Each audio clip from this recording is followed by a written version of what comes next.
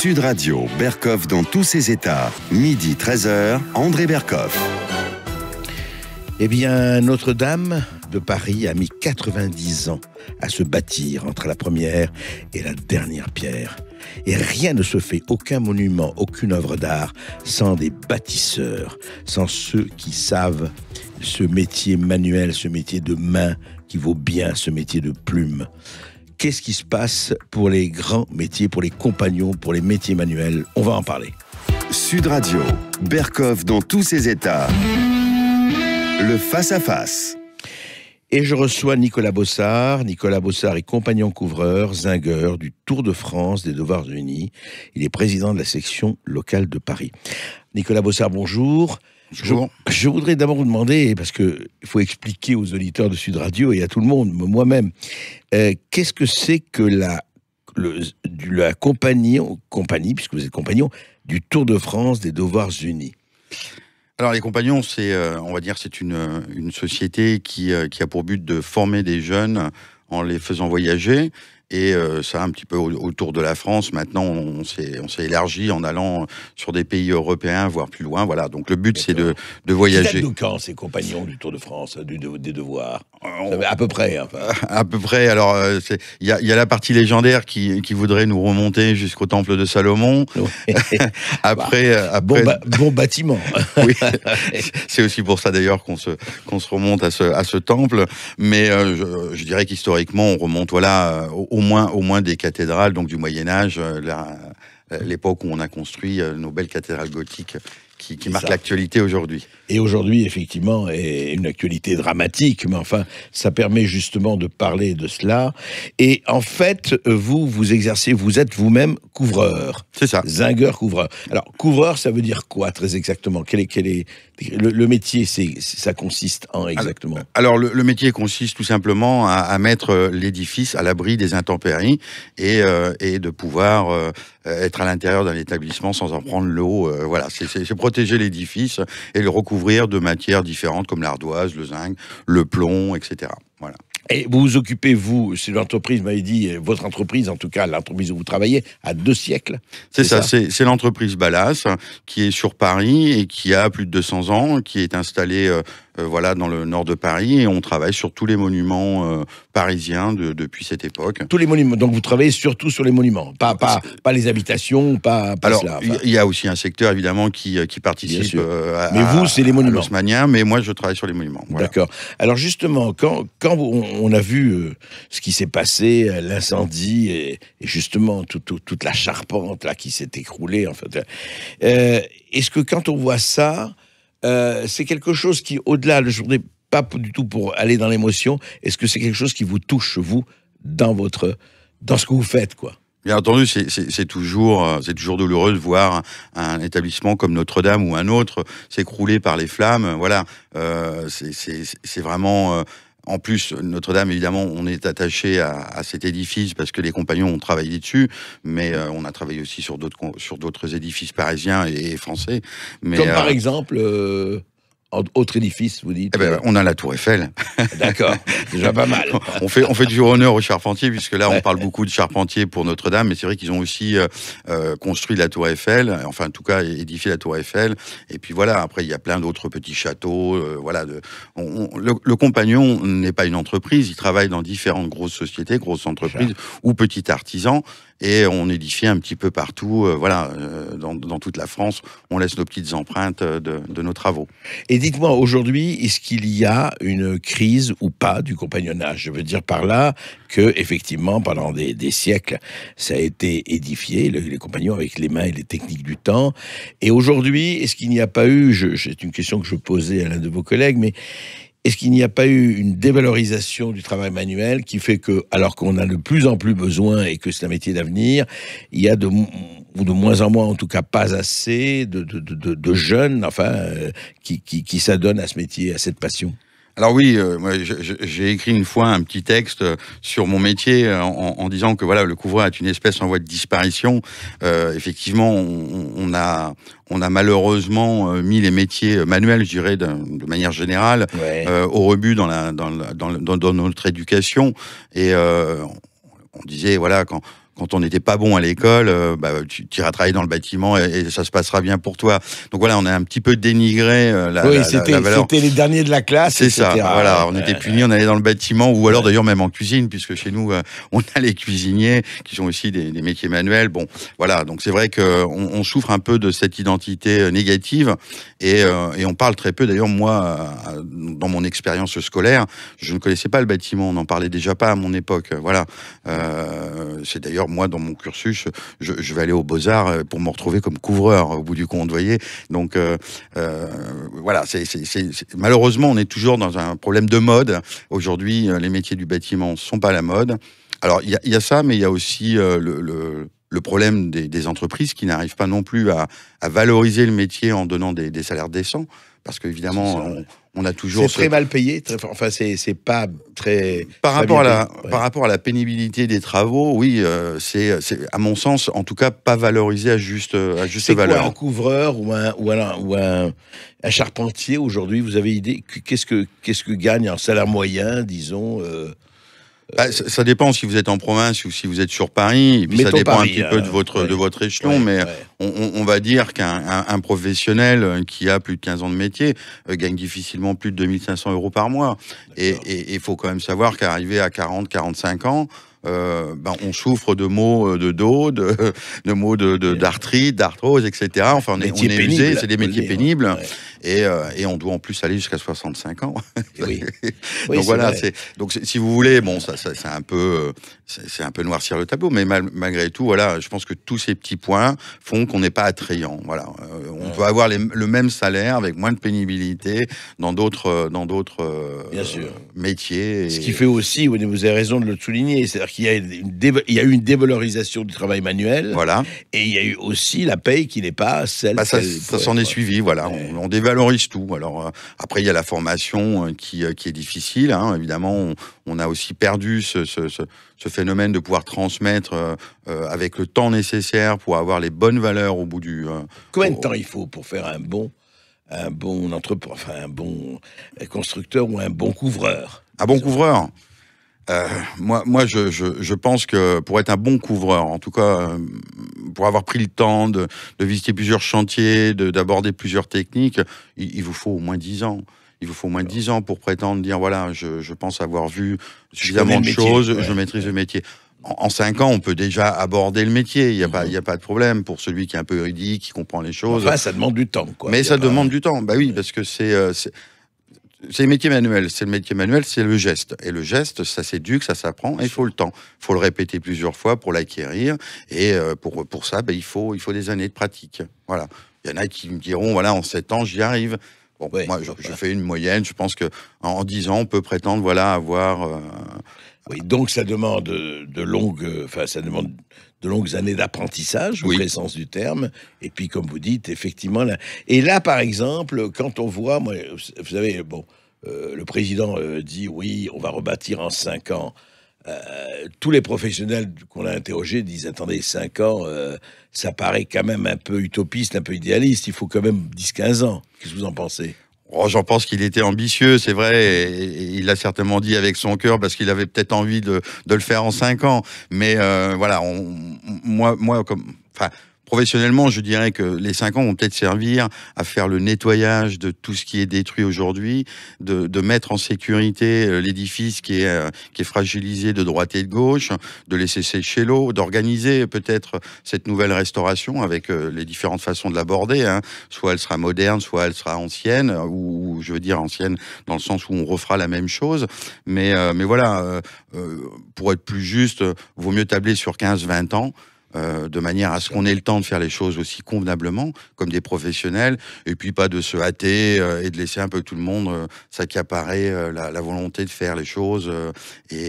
Voilà, on a des professionnels aujourd'hui qui travaillent sur place, qui vont faire les bonnes analyses pour pouvoir édifier de nouveau la cathédrale et selon la volonté qu'il faudra mettre en place. Voilà. Et monsieur Bossard, ça m'intéresse, et justement, vous savez, la flèche, évidemment, la grande flèche a été détruite, enfin a été tombée en flammes. Qu'est-ce que vous dites actuellement? Il s'élève un petit concert, je ne parle pas des polémiques sur l'origine de l'incendie, ça c'est autre chose, l'enquête le dira.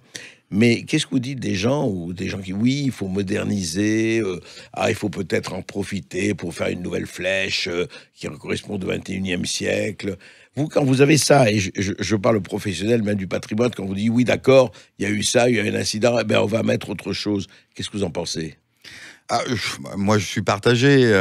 Mon cœur de compagnon va tendre vers les deux solutions, c'est-à-dire qu'on peut effectivement reproduire, si on se cache derrière la charte de Venise des monuments de France, enfin des monuments historiques, on va dire qu'il faut refaire à l'identique. Refaire à l'identique, ça a beaucoup de contraintes, ça a des contraintes de temps. De matériaux, même si on peut dire qu'aujourd'hui en France on a tous les matériaux nécessaires et la connaissance du métier pour le refaire à l'identique. Au-delà de ça, on sait aussi qu'il y a toutes les données numériques qui ont été faites pendant plus de 25 ans qui ont tout enregistré en 3 dimensions au millimètre près de l'édifice. Donc on peut refaire. Il y a tout ça. Il y a vraiment. Il y a vraiment tout ce qu'il faut pour le refaire. Si on veut refaire totalement l'identique avec les matériaux, etc., on peut le faire. Tout à fait.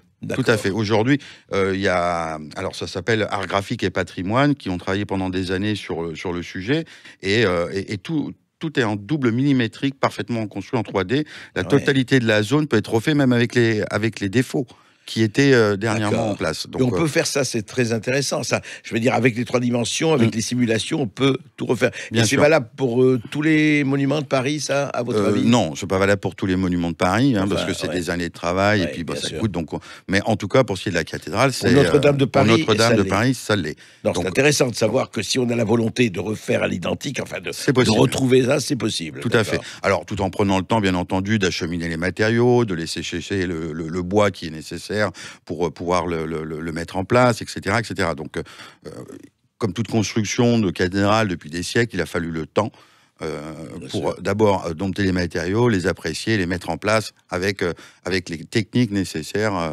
Donc, c'est toujours une question de temps.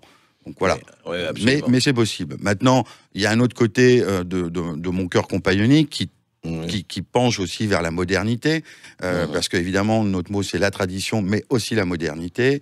Et pourquoi pas, vous savez, Viollet-le-Duc, quand il a fait la flèche, il avait apporté de la modernité. C'est vrai, voilà. C'est vrai. Mais en même temps, c'était très copié sur le gothique. Quand même. Alors, non, mais tout à fait, c'était copié sur le gothique, mais malgré tout, techniquement, on utilisait les connaissances du 19e siècle, qui étaient l'apogée de la charpente et du trait de charpente. Voilà, donc pourquoi pas, effectivement, essayer d'apporter maintenant cette petite touche qui nous symboliserait, qui symboliserait notre siècle avec nos connaissances, en disant, voilà, peut-être une partie de traditionnel, en respectant ce qui a été fait, et peut-être une petite partie moderne. Je n'ai pas de préférence, en fait.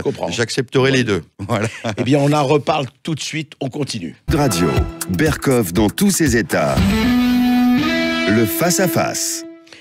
Et nous continuons la conversation avec Nicolas Bossard, compagnon couvreur zingueur du Tour de France des Devoirs Unis, qui est président de la section locale de Paris. Et nous parlons évidemment de Notre-Dame de Paris et surtout du rôle des charpentiers, des couvreurs, de ceux qui sont vraiment les artisans au sens le plus noble du terme, au sens le plus manuel du terme, de ce qui se fait d'ailleurs pas seulement pour Notre-Dame, mais pour tous les monuments historiques et autres.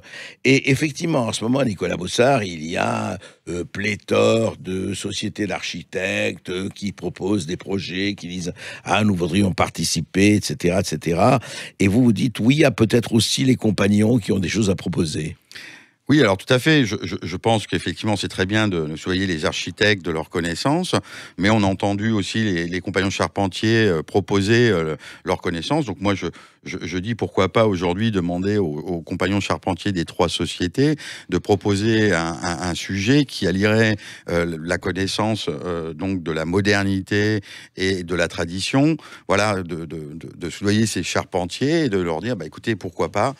Proposez-nous un projet avec une nouvelle flèche, avec une nouvelle charpente. Et ça pourrait être très intéressant de demander à ces 3 sociétés compagnoniques, qui sont l'association ouvrière, la fédération compagnonique et nous, l'Union compagnonique, voilà, d'amener nos connaissances avec notre goût. Bah, moi, ça me paraît une très bonne idée. Écoutez, c'est ouvert. Il y a beaucoup de gens écoutent, et en tout cas au gouvernement aussi, écoutent Sud Radio. Ben, écoutez, l'offre est là. Mais d'ailleurs, vous pourriez de vous-même, d'ailleurs, prendre l'initiative aussi. Il n'y a aucune raison. Oui, on pourrait aller nous-mêmes, c'est vrai. Après, moi, je ne suis pas charpentier, donc je parle un peu facilement pour eux, mais on viendra la couvrir, vous inquiétez pas. Très bien. Nicolas Bossard, en fait, je voudrais qu'on aborde un tout petit peu Notre-Dame, mais en général, les problèmes de sécurité. Quand il y a quelque chose comme ça, hein, il y a eu des incendies dans des églises, il y a eu, rappelez-vous, le Parlement de Brest aussi, enfin, qui a en flammes, et puis d'autres choses.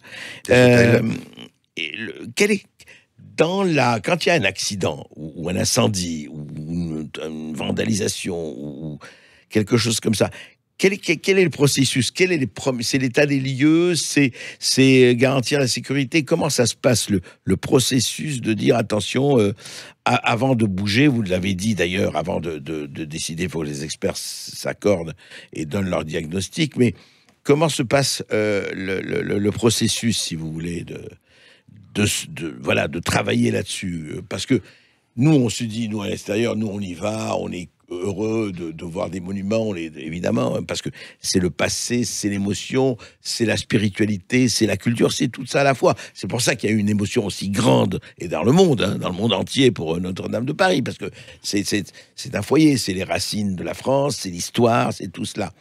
Comment on procède ? Bien, écoutez, normalement, sur un chantier comme celui de la cathédrale, en tout cas en termes de sécurité, je pense qu'il y avait tout ce qu'il fallait pour mesurer les risques, en tout cas d'incendie. Il me semble avoir entendu qu'il y avait 2 personnes en permanence, jour et nuit, sur place, ce qui pose d'ailleurs interrogation à l'architecte, M. Mouton, du fait qu'ils étaient là continuellement. Voilà, le risque zéro n'existe pas. Malheureusement. Oui, et puis, pardon, monsieur, lui, il a dit aussi, parce qu'on pose des questions quand même, il n'y a pas de raison d'écarter une hypothèse quelconque, enfin moi c'est mon avis, je veux dire, sans passer pour un complotiste, il ne faut pas écarter d'emblée des hypothèses. Lui, ce qu'il avait frappé, c'est que, parce que j'étais avec lui dans l'émission où il a parlé, il disait que ce bois, le bois de chêne de 800 ans, ça ne brûle pas comme ça, c'est un bois qui ne peut pas brûler comme ça. Il était très étonné, lui, il était à la fois attristé, mais extrêmement surpris de la chose. Oui, alors c'est vrai que le chêne, pour en brûler de temps en temps dans ma cheminée, c'est un bois qui est dur et qui prend le temps de brûler. Comme il dit, il aurait fallu un petit tas de bois en dessous pour l'alimenter. Malgré tout, si j'écoute les pompiers, d'un côté, il y a toutes les données pour que ça brûle et ça s'enflamme de manière rapide. Il y a l'oxygène, il y avait le vent, la hauteur, toute cette liberté qui permet de propager le feu rapidement. Ensuite, je pense que, vu la densité du feu, le plomb a fondu. Et a fondu de manière assez violente et qui est là, s'est transformé en lave quelque part. Donc ce qui a aussi alimenté, qui plus est le feu. Moi, je suis pas un expert non plus pour ce qui est des problèmes d'incendie, donc je vais pas me risquer d'en parler plus que ça. Mais oui, on peut se poser plein de questions. Là encore une fois, j'ai envie de dire, laissons les professionnels parler, faire leurs enquêtes. Est-ce que c'est une cigarette? Est-ce que c'est un courant?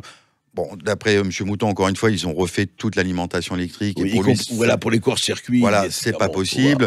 Donc voilà, il y a forcément une raison. Et ce que je souhaite, c'est qu'on finisse par la trouver. Mais voilà, moi, je suis pas habilité à ça. Je vais attendre qu'effectivement, encore une fois, les gens qui sont professionnels en la matière prennent le temps. Sans le plus important. Voilà, sans qu'on soit derrière eux et leur mettre la pression, une pression médiatique ou une pression, on va dire... sentimentale, émotionnelle, ou émotionnelle, voilà.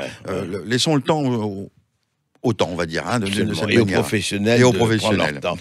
Pour revenir donc à la sécurité, au processus, quand quelque chose se passe dans un monument, la première des préoccupations, c'est la sécurité, je suppose, c'est de voir que personne, heureusement la personne n'est morte, personne n'a été blessé, mais et comment ça se passe? C'est-à-dire que en fait, quand vous découvrez l'étendue des dégâts, quels que soient encore une fois les dégâts, on fait l'analyse.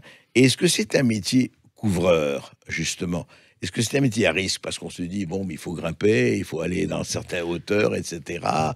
Vous parlez de la pénibilité, effectivement, physique, déjà, Mais est-ce que c'est aussi un métier à risque? Alors malheureusement, oui, alors c'est un métier à risque qui malheureusement amène encore des morts tous les ans. Il me semble encore en ce moment. Oui, alors il me semble avoir vu dernièrement qu'on avait à peu près 48 décès en 2018 liés justement à ces travaux de hauteur. Donc je dirais pas que ce ne sont que des couvreurs qui sont décédés par des chutes. Non, mais enfin 48 décès, c'est... Mais 48 décès, c'est énorme. Malgré cela, on travaille vraiment, toutes les entreprises, en tout cas la mienne est une entreprise phare sur tout ce qui est sécurité. On met le paquet à chaque fois pour protéger tous les intervenants sur une couverture. Bon, encore une fois, je vais me répéter, mais c'est vrai que le risque zéro n'existant pas, il peut toujours arriver à un endroit où, où les choses se sont mal passées. Malheureusement, voilà, le risque de chute quand on est en hauteur est beaucoup plus dramatique que quand on est sur le trottoir. C'est clair. Et est-ce que vous êtes tous, ce sont du point de vue assurance, ce sont les compagnies, vos compagnies, vos entreprises vous assurent, enfin Oui, bien sûr, nos entreprises nous assurent, on est tous assurés. On est aussi très contrôlés. Il faut quand même savoir que l'inspection du travail, la CRAMIF passe sur nos chantiers, vérifie. Nous, en interne, dans notre entreprise, on a un service de sécurité qui passe sur les chantiers, qui vérifie que tous les compagnons ou tous les ouvriers qui sont là ont bien leur casque, leurs gants, leurs lunettes, leurs chaussures de sécurité, ou éventuellement un harnais s'ils sont sur un endroit où il faut qu'ils soient harnachés, etc. Donc on met vraiment le paquet pour la sécurité. On est par exemple là sur la cathédrale, pardon, il y a du plomb. Quand on travaille du plomb aujourd'hui, vous savez, le plomb est nocif. Et polluant. Polluant. Nocif, donc on a aussi tout un système de mise en place pour travailler avec le plomb, de combinaisons, de gants, de masques, de pieds-diluves qui nous permet de ne pas transporter la poussière de plomb dans les établissements. Enfin, on doit travailler vraiment en protégeant au maximum nos ouvriers et l'environnement. Donc oui, tous les efforts sont faits pour la sécurité. Malgré tout, il arrive toujours des petits accidents. Bien sûr. Et dites-moi, aujourd'hui, votre profession, je ne sais pas si vous avez tous les chiffres, mais vous êtes combien de compagnons? Vous savez, à peu près. Enfin, les trois sociétés confondues? Oui. Je ne saurais pas vous dire. Vous êtes 200, c'est ça? Non, du tout. Nous, on est 750, à l'Union Compagnonique, tous métiers confondus, puisqu'on est plusieurs métiers. Après, je vais me lancer dans des chiffres, mais sans les confirmer. Non, mais je pense qu'à la Fédération Compagnonique, ils doivent être aux alentours de 4000 ou 5000, et peut-être moins 3000 à la Fédération Compagnonique, et 5 ou 6000 à l'Association ouvrière de jeunes itinérants qui voyagent toute l'année et se forment. Voilà. Après, le nombre de compagnons reçus dans sa totalité... c'est très hasardeux de le dire, je ne saurais pas vous le dire. Mais ce qui est extraordinaire, moi, ça m'a toujours fait rêver, je dirais. En tout cas, ça m'a toujours interpellé. C'est parce que je trouve très beau le mot compagnon. Oui. C'est-à-dire que le mot compagnon est un très beau mot. C'est pas ouvrier, c'est compagnon. Et pour vous, ça connote quoi, le mot de compagnon? Je vais simplement répéter ce qu'on nous a toujours appris sur ce mot. Compagnon, c'est en traduction de latin, c'est companis, et c'est simplement le partage du pain. Voilà, c'est le copain. Ah, ça vient du partage du pain. Voilà, tout à fait. Voilà, compagnie, c'est partager le pain. Voilà. Ouais. Donc c'est cette idée de vivre ensemble, de partager le voyage quand on est en voyage, de partager le repas ou le coucher quand on arrive dans nos maisons, et de partager la vie. Voilà, c'est cette vie en société qu'on enseigne à tous nos jeunes, qui apprend la tolérance, parce qu'on est tous différents, on a tous des défauts, des qualités, et le fait de vivre pouvoir comme ça en société nous apprend cette tolérance, ce partage. Voilà. Et non, mais c'est vrai, c'est tellement important l'histoire du don, hein, parce qu'aujourd'hui, avec l'individualisme, etc., on se dit chacun dans sa petite niche. Là, c'est pas le cas. Non, c'est vrai que on favorise ce côté. On apprend à travailler, donc on a le savoir-faire, mais on apprend aussi à être des hommes. Et là vient le savoir-être. C'est un mélange des deux. On veut que nos jeunes soient aussi compétents dans la manière d'être que de la manière de savoir-faire. Et si des jeunes qui nous écoutent aujourd'hui, ou même des parents, évidemment, qui nous écoutent et qui se disent, tiens, là, il y a quelque chose, où peuvent-ils s'adresser, où doivent-ils s'adresser pratiquement, si on a envie d'aller vers ce métier? Écoutez, il y a 3 sociétés compagnoniques en France. Donc, aujourd'hui, il suffit d'aller sur Internet. Hein, l'avantage, il y a les sites, c'est bien. Il y a les sites Internet qui nous permettent facilement de pouvoir accéder. Donc, on a tout pour dire si on veut faire une formation, etc. Voilà. etc. Alors, il y a 3 sociétés qui offrent quelque part trois images humaines différentes. Vous avez l'association ouvrière qui reçoit des jeunes gens à partir de 16 ans. Donc qui font la première formation, CAP, etc. Ensuite, vous avez la fédération, qui a un côté un peu plus bâtiment, voilà, qui renferme que les bâtiments. Depuis peu, les boulangers sont arrivés à la fédération. Puis vous avez, nous, l'Union Compagnonique, où nous, on rentre qu'à partir de 18 ans, où on a déjà un premier diplôme. Voilà. D'accord. On poursuit le chemin après ce premier diplôme. Eh bien, écoutez, vous savez, si cela vous intéresse, que vous soyez des parents, vous demandiez où vos jeunes veulent aller, ou si vous avez vous-même des envies d'aller effectivement rebâtir Notre-Dame, eh bien, vous savez où s'adresser. Vous allez sur Internet, vous avez le site des 3 compagnies. Eh bien, merci beaucoup, Nicolas Bossard. Merci à vous de m'avoir reçu.